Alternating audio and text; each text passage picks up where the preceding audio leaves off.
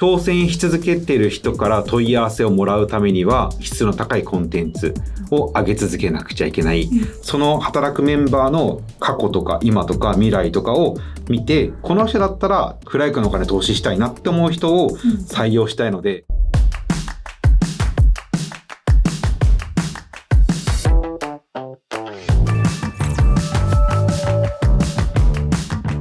こんにちは。システム組み立てチャンネルの大滝です。本日はセールスマーケの新しいツールのことであったりとか、どんな人と一緒に働きたいかについてインタビューを受けることになりました。どうぞよろしくお願いします。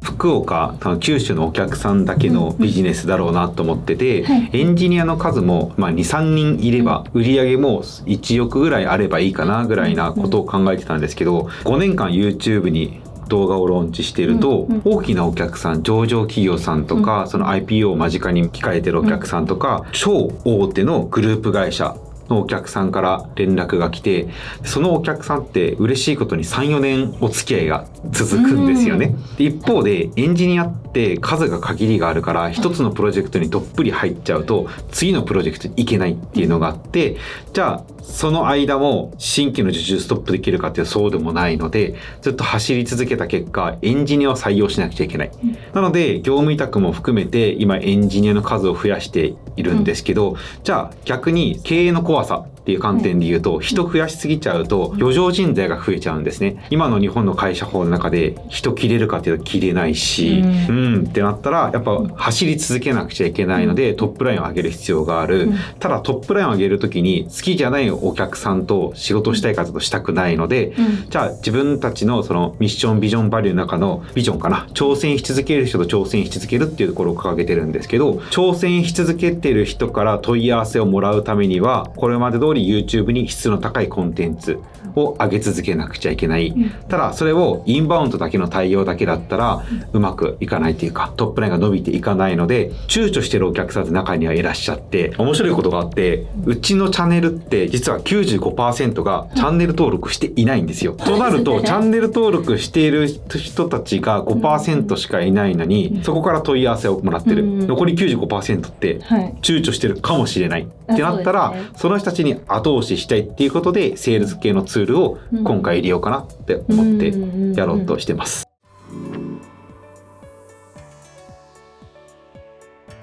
しかも通知をオンにしてる人は 1% なんですよ。なのでうちの YouTube チャンネルを毎週金曜日と土曜日に更新をロングと、ショートは適宜してるんですけど、それをリアルタイムで見たい人たちはそんなにいないんですね。なので検索をした時に困った時にやっぱたどり着くみたいのがよくあって、ただなんかセールスソースを検索をして、こんなあるんだってなって、違う時に検索したらまたフライクの YouTube チャンネルにまた出会うみたいなのがあって、そこから何回か見た後に問い合わせをくれるっていうのがよくあるパターンなので、多分チャンネル登録してる人たちは意外と競合他社とかメーカーさんとかが多いんだろうなって思ってます。よく新人さんとかからそのセミナーとかに行った時に声かけてもらって、その新人の研修の時には分からなかったことをフライクのチャンネル見て勉強しました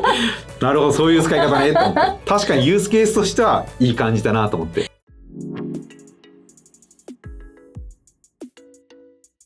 ちょっと誤解があるかなと思ってて、別に正社員ってもどっちでもいいっていうのがまずあって、ただ業務委託の人たちってリスクなんですよね。その正社員で働きながらその副収入みたいな感じで2つの収入があるんだったらまだしも、そのフリーランスになるってリスクあるし、家族のご理解とかパートナーのご理解とかも得られないとなかなか難しいので、その人たちにそういうリスクを負わせながら、じゃあ会社は会社で忙しい時だけに馬車馬のように働かせてって、なんかフェアじゃないじゃないですか。なのでフリーランスの人が入ってくる正社員になるとも別にウェルカムだし、そのいろんな案件をかいつまみたいみたいなところだったら別にフライクを160時間とか働く必要もなく、120時間とか100時間とか80時間とかでもいいのかなと思ったりするので、ただ会社っていう観点だったら常にこのエンジニアがいる状態の方が良いというか、その遊びの部分が出る分、遊びの部分で研究開発とかもできるので、新しいビジネスの種を掘りやすい、出しやすいっていうのがあるので、なるべくフルコミットしてくれる人を探してるっていうのはあるんですけど、正社員とか業務委託とかパートっていうのはあんまり気にしていないですね。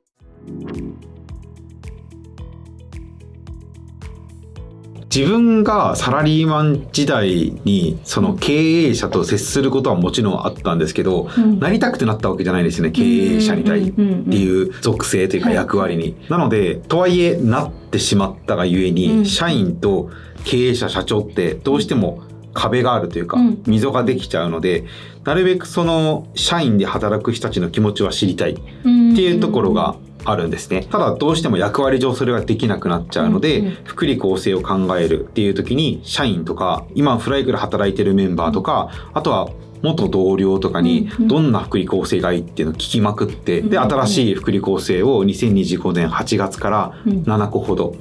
追加しました。ベビーシッター制度とか、5000円だったかな、1回あたり5000円使っていいよとか、特別休暇とか、あとは何があったかな、自分自身の健康診断に1万円と、パートナーの健康診断に1万円みたいなのを追加しました。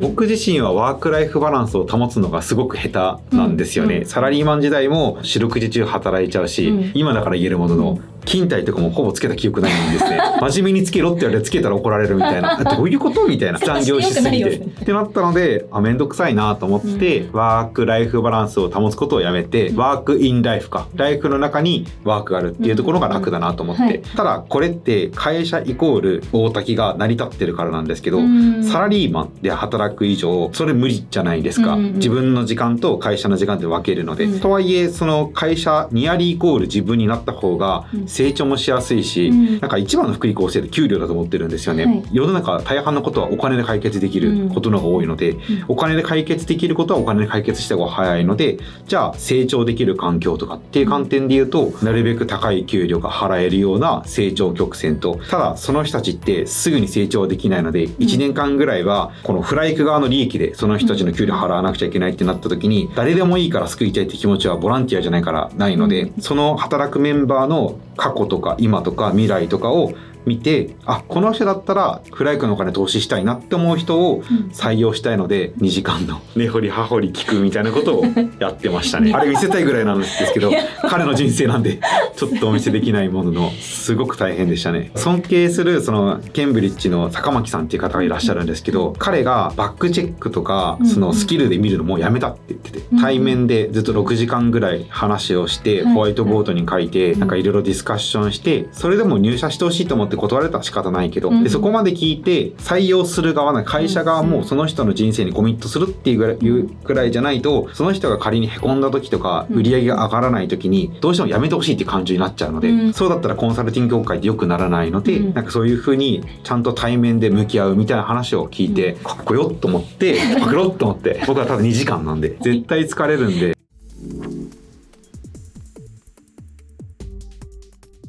まずなんでそれをやりたいかみたいな Y のところで言うと、うちフリー使ってるんですね、フリー会計を使ってて、フリー会計ってお客さんの取引先の情報が仕分けの中で見れるんですけど、PL を見た時に好きなお客さんで埋めときたいんですね。まず例えば株式会社大滝っていうところがあって、この会社嫌いだけどお金をよくくれるなみたいな人って会社的には嬉しいんですけど、なんか気持ち悪さが残っちゃうなって思ってて、じゃあそういう売り方したくないなっていうのがまず一つ大前提としてあります。ツールありきの提案をしちゃうとフライクの提案の仕方ってできないんですね。ツールが決まって導入しようってなると、じゃあ今が1月だとしたら、実際に開発して使い始めるのって7月とか8月ぐらいとかになるんですけど、ツールベンダーで求められている成果の指標値が早くツールを契約しなさいになっちゃうので、1月から使えないのに全従業員分のライセンスを契約しなくちゃいけないっていうのがあります。フライクは代理店になっていないので、この1月から7月までが契約しとろうがしてなかろうが関係ないんですね。ただお客さんとしてはしっかりいいものを作りたいっていうところの思いと、フライク側も別にその代理店の手数料はいらない、代わりにちゃんとコンサルティングっていうその対価をした上でお客さんからお金をいただくっていう風ななビジネスで成り立っているので、業務設計、システム設計をその7ヶ月の間にしっかりして、実際7月、8月のタイミングでシステム開発をして、で、最短で使えるようにしてあげる。そうすると、キャッシュが安定しやすくて、IT ツールって年間のランニング費用で、解約しない限り、また2年目、3年目ってずっと続いちゃうじゃないですか。なので、変動費なはずなのに固定費になっちゃうんですね。そこがすごく嫌だなと思ったので、なるべくそれは使わずに、かつ利活用しやすいような状況を作るっていう観点で言うと、この売り方しか今思いついていないので、これが今のベストプラクティスかなっていうふうに進めてます。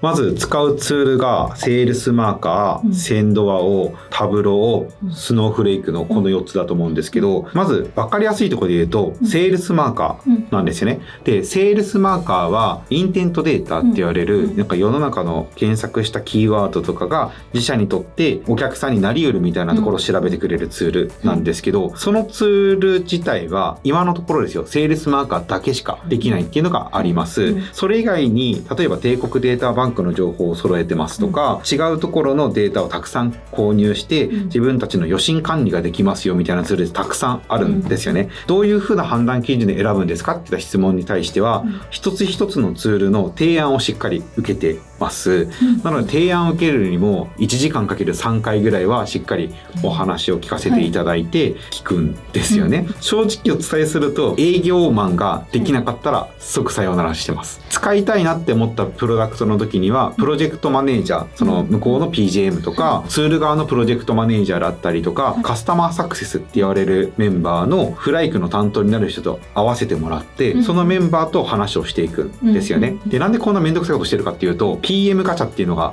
あって、プロジェクトマネージャーの力量によってうちが成功するしないっていうのはすごく関わってくるなって思ってて、ツールのせいっていうよりかは結局売ってるのってものかもしれないんですけど、誰がやるかっていうと人なんですよね。なのでその人で判断したいので、営業とかプロジェクトマネージャーとかカスタマーサクセスの人と会って、この人たちだったら信頼できるなって思ったところに発注をしてるっていうのがもうベストなやり方ですね。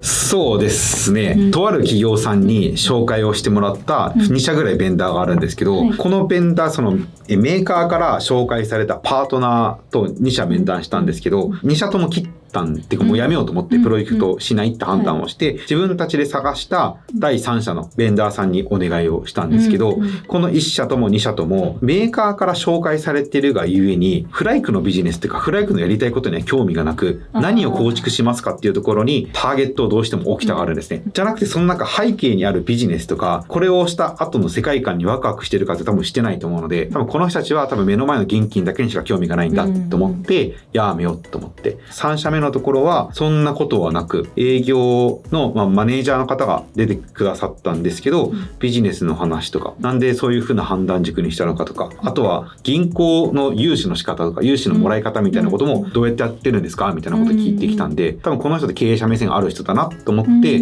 楽しいなと思ってそこに発注をしようかなっていう判断軸でツールだったりパートナーを選んでます。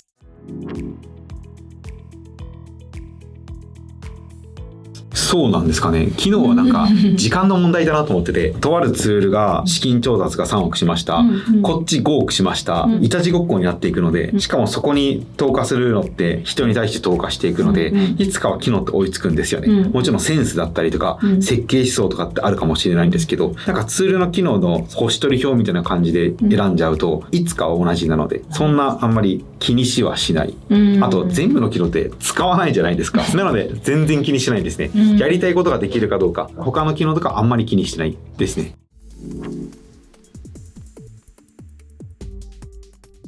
問い合わせをさせてもらうときに自分でスケッチしたそのシステム連携組み立て図とか、今回新しくやろうとしてるそのセールスの新しいやり方みたいなツールの資料とかもお渡ししてから、それで問い合わせをするので、情報はどこもフラットに伝えて、でこういうことやりたいんですけどできませんだったらそこで終わりですし、できそうですったらどういうふうにやるんですかみたいなとか、あとはインターフェースを見せてもらったりとかっていうふうに選んでます。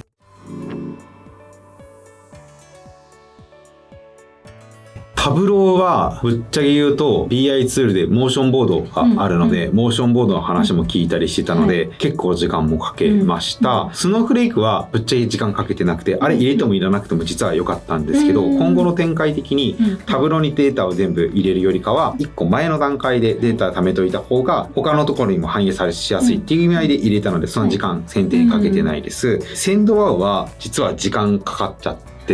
世の中ツールがなさすぎる。ラクスルさんのパーソナライズ DM みたいな名前のツールができたんですけど、あれ全くセンドワウと同じだなと思って問い合わせしてみて打ち合わせしたんですけど、結果全然違うツールでバルクで送るというか大量に送るっていう観点のちょっとカスタマイズができますっていうんだったらラクスルさんの方が向いてる。センドワウはもう20通30通を1つに対して工数もかけるし金額もかけるしみたいなプロダクトに近いところ、あとセールスソースとかハブスポットとかと連携のしやすさっていうと完全にセンドワウだったので、そこの比較にはちょっと時間かかりましたね。半年はかけてますね。そのセンドワウの代表取締役の方とも話をさせてもらったりとか、そのセールスフォースの中身、そのどういう風な連携してるかみたいなところも実際に見させていただいたりとかしたので、工数的には 3,40H はかかってるだろうなとは思います。新しい IT ツール見るのが好きなんだと思うんですよね。こんなんできるんだっていうのは見るのが好きなので、嫌いじゃないっていうのは大きいですね。なるほどですね。そんなスーパーマンってどこにいるんだっけみたいなのがまだ回答がないので、育てる前提ですよね。つまんないなって思う気がないですね。暇だなーがないです。息継ぎするの忘れちゃうんで。